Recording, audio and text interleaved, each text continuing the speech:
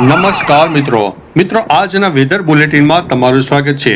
ગુજરાતમાં અત્યારે મેઘ તાંડવ ચાલી રહ્યું છે ત્યારે અત્યારે ગુજરાતમાં શું હાલની પરિસ્થિતિ છે અને આવનારા સમયમાં ગુજરાતમાં ક્યાં અતિભારે વરસાદ પડી શકે છે।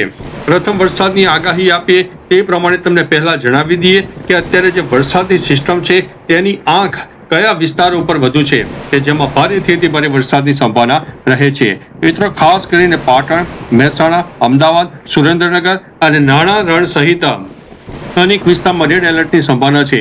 બીજી તરફ આણંદ, ખેડા, મહીસાગર, પંચમહાલ, દાહોદ, સાબરકાંઠા, બનાસકાંઠા, રાપર, ભચાઉ, ગાંધીધામ, અંજાર, મુન્દ્રા સહિત અનેક વિસ્તારમાં હજુ પણ ભારે વરસાદની સંભાવના રહેલી છે। મિત્રો ધીમે ધીમે દક્ષિણ ગુજરાત ઉપરથી વરસાદની સિસ્ટમ થોડી દૂર થઈ રહી છે, જે તે વિસ્તારમાં હળવો મધ્યમ વરસાદ રહેશે, પરંતુ ખાસ કરીને મધ્ય ભારતનો ઉત્તરી પટ્ટો અને ઉત્તર ગુજરાતને સમગ્ર ગણીને ચાલવું અને આગામી 2 થી 3 દિવસ હજુ પણ ઉત્તર ગુજરાત સહિત મધ્ય ગુજરાતના અનેક ભાગોમાં વરસાદી માહોલ રહેશે, જેમાં કચ્છમાં પણ વરસાદી વાતાવરણ જોવા મળશે। મિત્રો મહત્વનું છે અત્યારે જ્યારે ગુજરાતના અનેક વિસ્તારમાં મેઘ તાંડવ થયું છે ત્યારે આવનારી તારીખ 27-28 જુલાઈ સુધી હજુ પણ ગુજરાત સહિત રાજસ્થાનના અનેક વિસ્તારમાં વરસાદની સંભાવના રહે છે।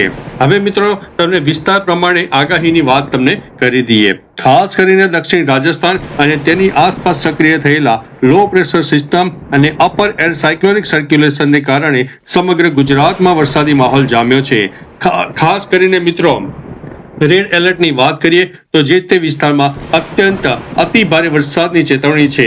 ખાસ કરીને એમાં પણ પૂર અને વાવાઝોડું આવવાની શક્યતા વધુ છે અને એમાં પણ મધ્ય ગુજરાત અને દક્ષિણ ગુજરાતના જિલ્લાઓની વાત કરીએ તો ખેડા જિલ્લો, અમદાવાદ, આણંદ, પંચમહાલ, દાહોદ, વડોદરા, છોટાઉદેપુર, નર્મદા, ભરૂચ, સુરત, તાપી, ડાંગ, નવસારી, વલસાડ તેમજ દમણ અને દાદરા નગર હવેલીના અનેક વિસ્તારમાં ભારેથી અતિભારે વરસાદ થઈ શકે છે।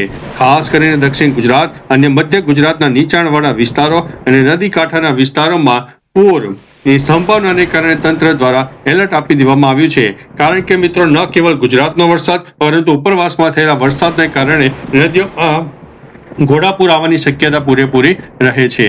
હવે વાત કરીએ તો ઓરેન્જ એલર્ટની, જેમાં ભારેથી અતિભારે વરસાદની સંભાવના થોડી વધુ છે। અનેક જિલ્લા જેમાં ઉત્તર ગુજરાતના મહેસાણા, સાબરકાંઠા, ગાંધીનગર, અરવલ્લી, મહીસાગર, સૌરાષ્ટ્રના સુરેન્દ્રનગર, ભાવનગર અને અમરેલીમાં ઓરેન્જ એલર્ટ આપવામાં આવ્યું છે। બીજી તરફ મિત્રો યલો એલર્ટની વાત કરીએ કે જેમાં મધ્યમથી થોડો વધુ વરસાદ થાય, મેઘ ગર્જના જોવા મળે, અનેક જિલ્લામાં 30 થી 40 કિલોમીટર પ્રતિ કલાકની ઝડપે પવન ફૂંકાવાની સાથે હળવાથી મધ્યમ કે ભારે વરસાદી ઝાપટા પડી શકે છે। ખાસ કરીને ઉત્તર ગુજરાત અને કચ્છની વાત કરીએ તો બનાસકાંઠા, વાવ, થરાદ, પાટણ અને કચ્છના અનેક વિસ્તારમાં હજુ પણ મધ્યમથી થોડો વધુ વરસાદ થઈ શકે છે, જ્યારે સૌરાષ્ટ્રમાં ખાસ કરીને રાજકોટ, બોટાદ, જામનગર, મોરબી, જુનાગઢ, ગીર સોમનાથ અને દેવભૂમિ દ્વારકાના અનેક જિલ્લામાં વધુ વરસાદની સંભાવના રહે છે। બાકી મિત્રો તમારા વિસ્તારમાં કેટલા ઇંચ વરસાદ પડ્યો, તમારા વિસ્તારનું નામ અને તમારું નામ કમેન્ટમાં જરૂરથી જણાવજો, જેથી અન્ય મિત્રો પણ જાણી શકે। તો ચાલો મિત્રો ફરીથી લેટેસ્ટ ઇન્ફોર્મેશન અને વરસાદની નવી આગાહી લઈને મળતા રહીશું। ત્યાં સુધી અમને રજા આપશો। નમસ્તે।